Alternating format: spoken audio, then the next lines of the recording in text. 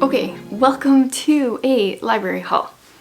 Again, yes, this is pretty much what I do now. Just request all the books from the library. I had to break that into like four sizes of four separate stacks here. There's so many books. And I'm gonna need your guys' help. Like, tell me what I need to be reading off of this list because I definitely can't read them all. I just went to the library this morning and my library always sends me an email and it tallies the total of the value of each book that I check out. This, I believe, does not include ebooks or like audiobooks, but it does include books that I get out for my kids as well because I just use my card because it's easier to keep track. But we take out a lot of books. I don't know the number offhand, so I'll pop it up here. We save a lot of money going to the library. I mean, we wouldn't buy all of these books, but it is nice to have access to this many books. Where do I even start? Here. I have a video coming up that I want to do. I want to start a series like so-and-so booktuber made me read it. I think with the end of the year coming up, people are going to be sharing their favorite books from the year. And I want to go to some of my favorite booktubers videos and try out a few of their favorites, books that I wouldn't pick up if it wasn't for them. I don't want to pick up ones that seem super awesome. Like, I want to stretch myself a little bit, and so these books are not off of a favorites list, but a booktuber that I have followed since the beginning of time, pretty much, is Murphy Napier, and there are like two books / series that she's been talking about quite a bit lately, that the only reason I picked up these books is because of her. Like, these are out of my element. So I've got Uzumaki. This is a manga horror story where like the spirals are the horror. Sounds very interesting. I don't read manga, like, not that I'm against it, I haven't really read manga, so I'm curious. So I'm thinking of doing that in a video along with, how do I even hold these? The One Piece saga, whatever they're called. The first book is this one, Romance Dawn. Yeah, so this is a manga series where the guy, so as a child, Monkey D. Luffy was inspired to become a pirate by listening to the tales of the buccaneer red-haired Shanks. But his life changed when Luffy accidentally ate the fruit of the gum tree and gained the power to stretch like rubber at the cost of never being able to swim again. Yeah, I don't know. She is constantly talking about this, so I want to know what's going on. So I hear that the first collection of books, the first 12 books, is the first saga, I think. So I've been requesting them from the library. I have 1, 2, 3, 4, 5, and 10 so far.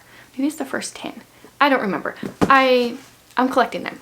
So I don't even know how to hold these. Eventually, coming up here, I'm not sure if I'm going to read all 10. Maybe I'll just read the first one. We'll see. I'm going to do a little reading vlog / Murphy made me read it, and we will see what I actually think of these. This is not a book. You guys, I got a movie. I got out the host, and then I realized it's also on Prime Video, so I didn't really need the movie. But I do plan on reading this. See, I don't know. What do you do with movies if you can't read it? Do I even know what's going on? I do plan on watching this. I really enjoyed the book, so maybe I will really enjoy the movie if I can just get around to actually watching it. So next up are 4 books that are on my December TBR, so I'm not really going to say much about them. We've got 84 Charing Cross Road. This is written in letters and I believe is a like their non-fiction. It's like a true letter correspondence. We've got Hannah's Hope, part of the Red Glove series. This is my currently one and only Christmas book I plan on reading. I've got book 5 in the Ascendant series. This is The Shattered Castle. And, ooh, this one I'm really excited about. I'm going to talk a little bit about this one. This is The Edge of Belonging. This is a fiction dual timeline story where a girl is digging into the past, into her adoption, as she's going through her grandmother's estate sale things. And then we also follow a guy 24 years earlier who finds an abandoned newborn, which I'm assuming is the girl Ivy. Yeah, I don't know if it's like the cover. I don't normally like dual timeline, but I'm really intrigued. Maybe it's the adoption element. I don't really know what it is, but I'm like really looking forward to reading this one. So those 4 are on my December TBR. I will most likely get to those, but I'm not pressuring myself. Now, like, I often just request books. I don't know if I came across this on a different booktube video or if someone recommended this to me. This is Eva Evergreen. I'm so against libraries putting stickers there. Can we just petition for libraries to just put the stickers on the back, on the bottom, where it doesn't really matter? Why cover this? So Eva Evergreen is or Eva? I really like Eva better, but whatever. She's a semi-magical witch, which sounds really fun. She's determined to earn the rank of novice witch before her 13th birthday. If she doesn't, she'll lose her problem forever. The only problem? Eva only has a pinch of magic. She summons heads of cabbage instead of flowers and gets a sunburn instead of calling down rain. And whenever she overuses her magic, she falls asleep. This sounds fun. I can see my daughter maybe really liking this too, just like fantastical but like humorous at the same time. Then I got out Blackwater, Family Legacy and Blood Memory. This one is by David Robertson. The reason I picked this one up is because I really liked his middle grade, I can't remember what it's called, series. The first book is The Barren Grounds. It is a Canadian Indigenous story, but like fantastical elements. It's kind of like a portal fantasy. And this is the true story of his father, who is a Cree man. I think this tells a lot about that. So that was interesting to me. I actually got quite a bit of nonfiction this time around. This one is The Diary of a Bookseller. I came across this one somewhere. A wry and hilarious account of life at a bookshop in a remote Scottish village. Oh yeah, like bookshop, like the UK. I'm so there. This cover throws me off though. I think the cover is different than the one that I saw that initially made me interested. Who's reading this right now? Somebody shared about it. I really should write these things down, but I don't. So there's that one. Okay, then a couple of these nonfiction books that I got. Let's see if I can collect them here.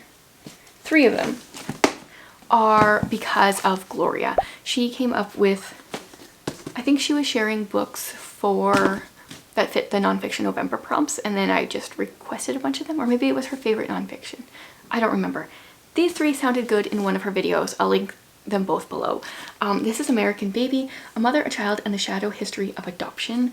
I don't really remember a whole lot about it. I think it's a true story of, in 1961, 16-year-old Margaret fell in love and became pregnant.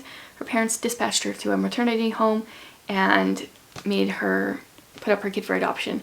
And then in 2014, they were reunited 50 years later, so that sounds interesting. Although really hard and depressing at the same time. Then we've got Stiff, The Curious Lives of Human Cadavers. Yeah, so I'm intrigued. I'm very interested in this one. Except I just don't know if I can read like non-fiction books that are not Christian nonfiction. I usually lose my interest. It usually starts out good and then I just like never finish them.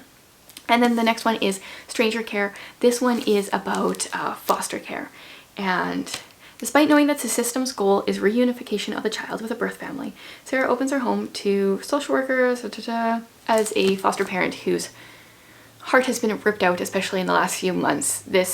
I'm very intrigued.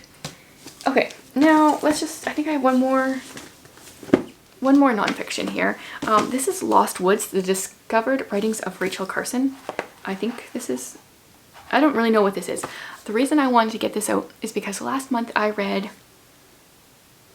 What I Carry, a fiction story about a girl aging out of foster care, and she really, how did this even work? So she read some writings of a nature person, but then somehow I got onto this one. It was like a rabbit hole. So I got that one out. Somewhere down the rabbit hole I came across that one.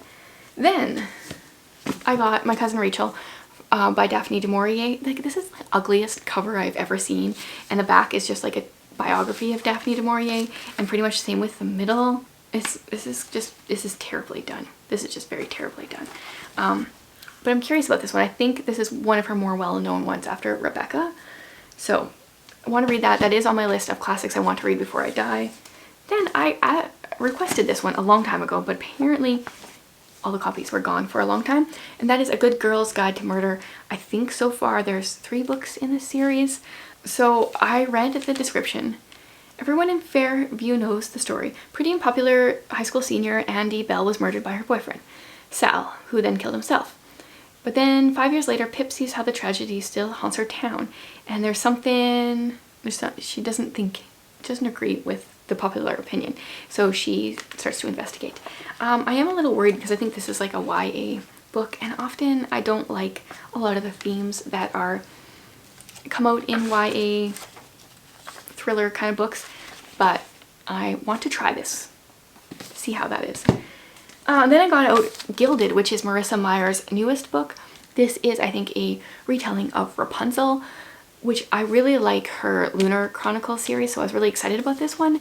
But I'm not sure if she's going to take it somewhere a little too far for me. There's like undead hunters, and there's ghouls and phantoms and hollow-die ravens that track her every move. That seems like that might be going a little bit farther than I really care to go in the whole fantasy zombie-esque world, but I'm gonna give it a try because I really like the Lunar Chronicles. I might actually see if I can find this one on audio because that series is really good on audio. Okay, 2 more. This one I don't remember why I requested it. Hollow Chest. I do remember, maybe it was in the comments of one of my videos, someone recommended it.